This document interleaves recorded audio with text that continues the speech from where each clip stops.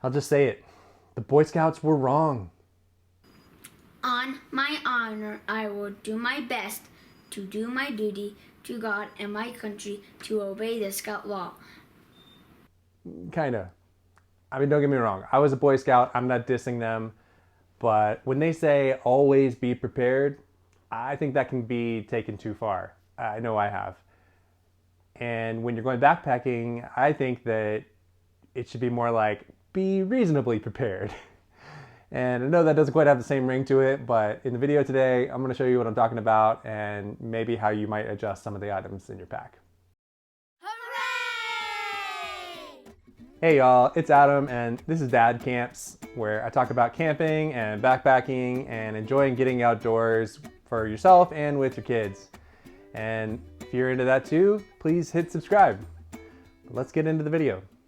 So, if you were to pack so that you were actually to always be prepared for every eventuality, you would be so weighed down, both physically and mentally, that you wouldn't even enjoy the trip because you're so worried about having everything covered. So what am I getting at? What do I mean by this? People say that you never want to go backpacking without the 10 essentials. And before you start yelling at me in the comments in all caps, I don't take issue with the 10 essentials. But I don't think that you need redundancy upon redundancy, and I think that you just need to pack reasonably for the trip that you have planned. So here are 5 of the top 10 essentials that you may not need to be packing. All right, number 1 is first aid. Now, don't get me wrong, I'm not saying you don't need first aid. Now, first aid is about preserving life and about preventing injury from getting worse. So typically, I don't think you need an overly bulky, comprehensive first aid kit. Some people bring large, heavy, unnecessary items on your trip. You typically don't need something this comprehensive if it's just going to be an overnight or a short trip in a reasonable environment.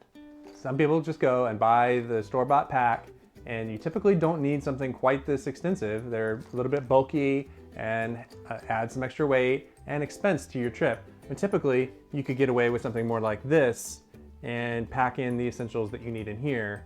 And you don't need to wholesale just buy the 4-day pack, from the store. You can get away with just bringing the things that you need. Now, so what do I need to pack in my first aid kit? I'm not going to tell you exactly what you need to pack. For one, because I don't want to get sued. But 2, every trip has different needs. And that's my whole point, is pack only the things that you need reasonably for that trip and the environment that you're going into. And I might do a video on this in the future that goes into detail about what this might look like for various trips, but for the purpose of this video, just think about these 3 questions, and this should help guide you to decide what should go in the first aid kit. So what to bring really depends on the trip, but here are some guidelines that can help you determine what you might need to pack for your trip. Number 1, do I really need this? Does the problem that this is solving necessitate the need to bring it? What could happen if I don't have it? Can you get by without it? For a lot of times, if it's just an overnight or a day hike, you can probably hike out with most issues that a first aid kit could resolve, and you're going to be okay. If you're going to be in a multi-day trip into the backcountry, then some issues might get worse if not treated properly, and therefore you may need some extra precautions and extra supplies in your first aid kit. And lastly, think, is there something missing? You don't want to get so minimal that you don't bring things that you might need for a certain environment. For example, you might not want to only bring Band-Aids when you're going to be hiking in a snake-infested desert where a snake bite relief kit could come in handy. Uh-oh, that looks like a snake bite! Whoa, it's tiny. Only needs a small bandage. I have those! So another good rule of thumb is the longer trip that you're planning, then the more important the comfort-related items become. So things like sting relief, chafe cream, lip balm, cold compresses, things like that. Because you typically wouldn't need those things on maybe a day hike or an overnight, because you could typically hike out and it might not be the most comfortable thing. It might be annoying, but you would be able to hike out the next day and you'd be fine. Whereas if you're on a longer trip, some of those things could get worse or become so painful that you end up cutting your trip short, and none of us want that. So if you do go buy a ready-made pack in the store, be aware of what's inside it. Open it up, look inside, decide if there's things that you may not need. And there may be things like, some of them have like whistles or paracord or things like that in them. And a lot of times you may have that covered already. You may have a whistle on your backpack or have some paracord on a bracelet or something like that. And you don't need to be carrying that in your first aid kit as well. So what I do for overnights, I usually go pretty basic. And this is typically the pack that I'll bring on overnights. Nice, small, lightweight bag. I do like the store-bought bag that has the orange fabric on it. That way it's a little bit easier to find if you needed it quickly, or you could tell somebody to find it in your bag versus just a Ziploc that may not be as obvious. But typically for overnights, it's pretty basic for me. It's just, you know, things that you could clean a wound with, where you could stop the bleeding on something if you needed to reasonably, and maybe some moleskin. I typically have that in there even on day hikes, because if you do get a blister, it really does help to ease the pain there and give you some comfort. So if you are hiking or backpacking with kids, then I think those comfort items really do become much more important, because if you can ease the pain or discomfort for a kid, that's going to make the whole experience much more enjoyable. You know, kids are not quite as resilient as adults can be sometimes. We might be able to power through and, you know, hike out with a mild amount of pain.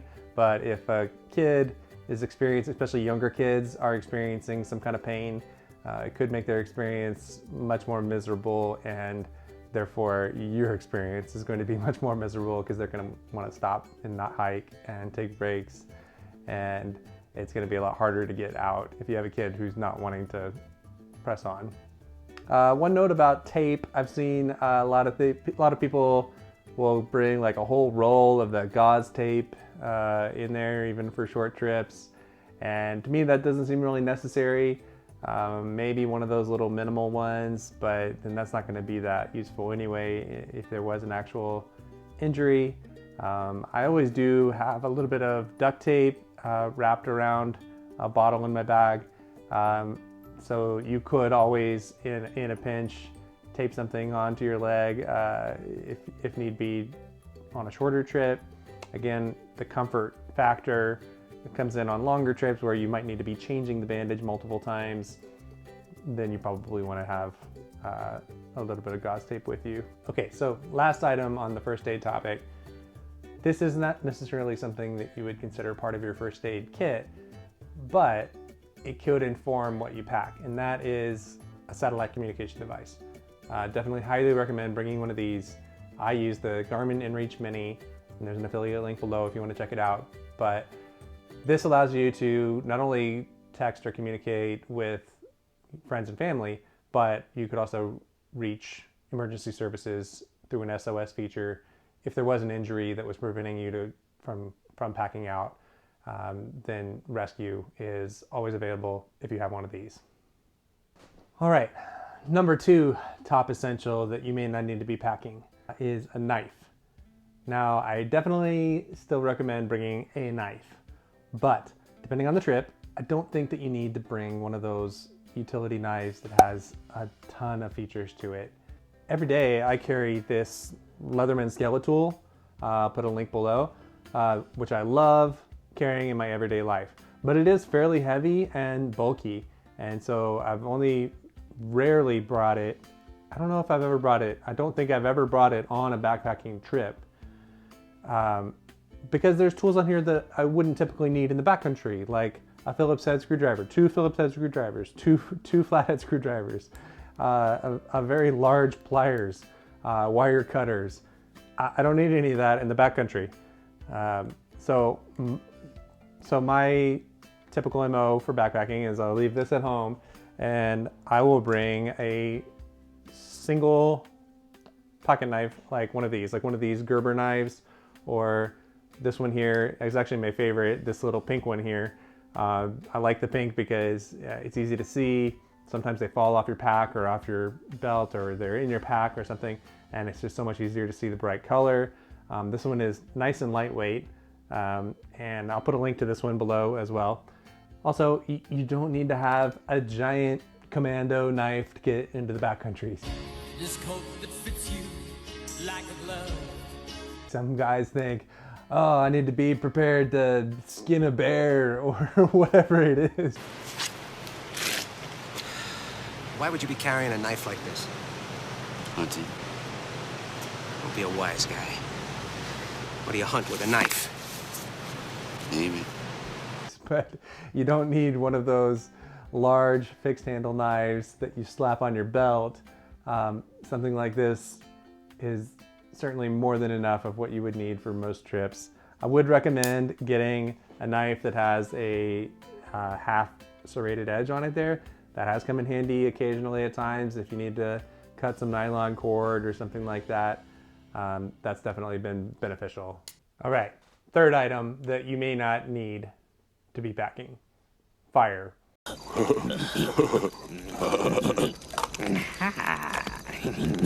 Fire.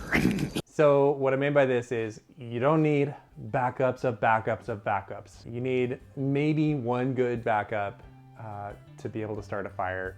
Again, depending on the length of the trip. If you're going on a 10-day excursion into remote Alaska, maybe you want to have a few different options for how to start a fire. If you're going into a rainforest and Olympic National Park where everything is wet, you may need a couple options just in case. But typically, if you're going out on the weekend into an average environment in the forest, having one lighter with you, maybe two, is going to be sufficient. If you're not going solo and you're going with a group, typically the group is going to have a couple lighters together. Just check with your friends before you go. If you have a couple lighters, that way if one fails, then you still have a backup. I typically will bring one of these little half-size lighters. Here's another one to show you by comparison. I love having the little half-size one because it's just so nice and small and light. It works just as well as the large one, and you certainly don't need even that much fuel for a few days in the backcountry. If you don't know how to use or haven't practiced with using a fire steel, I definitely don't recommend bringing one of those. You don't need to just throw it in there just for this imaginary emergency situation. It's just not going to be needed if you do have one or two other sources of fire. So if you have maybe a lighter, maybe a backup lighter and or matches, you're going to be totally fine. Another thing I do is typically I have the small Bic lighter with me, and then I will take a pill bottle that I got, and then I just wrap a little bit of duct tape around the outside, so bonus first aid material there. And then on the inside, and then just inside the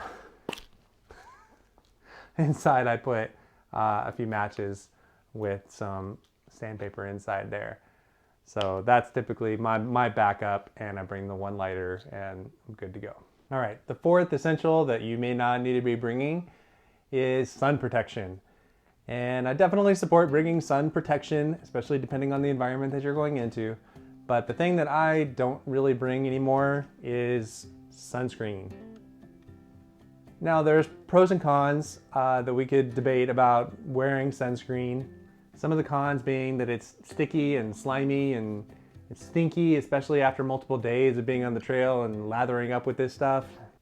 I got some slime on my hands just from the bottle. You know, it's not cheap, buying this or buying refills, buying these little travel bottles. There's a debate out there about potentially harmful chemicals in the sunscreen, and it's not so much a debate, but get that vitamin D. Like you're going out into nature, enjoy being outside, soak up that sun. And as far as packing it, it adds some extra weight. You don't know exactly how much you're going to need if you're relying on sunscreen to be your sun protection. So you usually end up bringing extra, and that adds extra weight to your bag. They love to explode and leak, and so you're usually bringing an extra Ziploc bag to keep them in and keep them from leaking all over your stuff and making a mess, and they usually do anyway. So what I like to do is wear a hat and just maybe bring a long sleeve sun hoodie, a link to an example below, and maybe bring one of those sticks, the rub-on kind, for your face and for your hands. So like on the tops of your hands, maybe your ears or your nose are some of the very high risk areas for sunburn. And that way you don't have a liquid that you're dealing with. It's just a roll-on stick, and those are a little bit lighter weight, and you can get little small ones that easily fit in your kit. I've seen a lot of people use actually a sun umbrella, and I'll link an example below, but if you're going out into a desert environment or something like that, I think that that's definitely a good option, because you're gonna give yourself some shade, it's gonna help you be cooler. Putting on the sunscreen, it's just gonna make you hotter sitting out in the sun, and the sun umbrella can be a cool option. All right, number 5, and this is probably the most controversial one that I saved for the last, but navigation is the essential item. And what I don't think you need to bring is a compass. Hear me out. Do you know how to triangulate where you are using a compass and a topographical map? If not, this is going to have very marginal benefit for you. This looks strangely familiar. Because we've been here before. We're going in circles. Unless you practice doing that and you know how to do it, it's not really going to be very beneficial. Also, these days, phones have pretty much made these unnecessary. And I know you don't want to always rely on technology because it can fail. High-tech devices can fail. So I always do still bring a paper map regardless. Whether that's a full-fledged map that I purchased of the area, or just printing out the USGS quadrant online before going. I always do have that available in case my phone does die. But there's a very low likelihood of that happening, especially if you're in a group with multiple people. The likelihood that everyone's phone is going to die and nobody has a recharger available, or they all fell in the river, is very unlikely. The technology is very reliable these days. Most phones are mostly waterproof. Everybody's going to be carrying something with them for their phone and for recharging, and for a shorter trip, it's very unlikely that it's going to happen. Again, it depends on the trip that you're going to plan, and if you're going to be multiple days into the backcountry, this still may be a good option for you. On every phone these days, there is a compass app, and the compass app will show you your elevation and obviously the direction. So that, combined with the paper map that you're still bringing, can easily show you where you're going. Now, I have had failures with a particular app.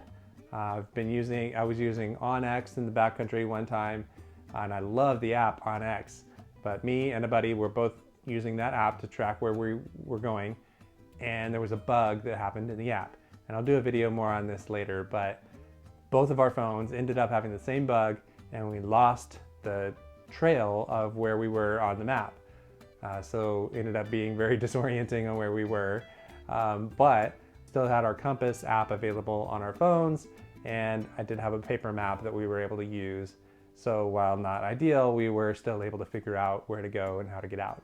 So again, if you're going solo or you're going on a very long trip, then you probably do want the redundancy and the extra reassurance of having the compass in your bag. And the last thing I'll say about this is just know the signs of where north is. So you typically shouldn't need a compass to tell you which direction north is, generally.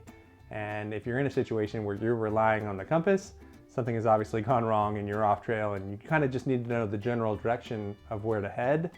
And there should be signs around you that you should be able to know, like north-facing slopes, or moss on trees, or the North Star, or the direction of where the sun is in the sky.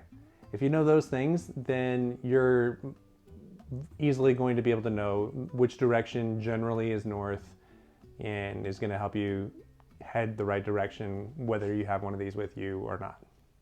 So I hope this was helpful and it doesn't just make people angry, but if you're not mad about it, please hit like, and let me know in the comments if you want me to do another video like this for the other 5 essentials. And thanks for watching.